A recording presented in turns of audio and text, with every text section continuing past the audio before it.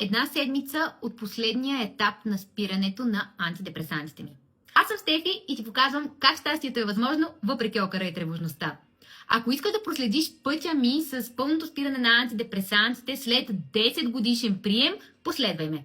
Ето, че мина една седмица, откакто съм на последната фаза от намаляване на антидепресантите, което означава микродоза през ден. Какво се случи за тази една седмица? Честно казано, нищо особено, освен това, че в дните, в които взимам доза, заспивам по-трудно. По принцип нямам проблеми с съня, това ме изненада, но може би е нормално. От ашвагандата, която пия в момента, бях започнала да заспивам много лесно, да ми се приспива така рано вечер, но откакто започнах намаляването на антидепресантите, в дните, в които пия антидепресант, има така лека възбудимост вечер. Мисля, че това ще очуми до седмица-две.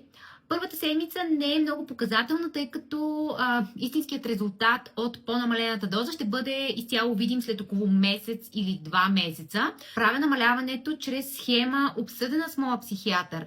Никога не започвайте, не спирайте и не намалявайте приема на вашите антидепресанти без консултация с лекар.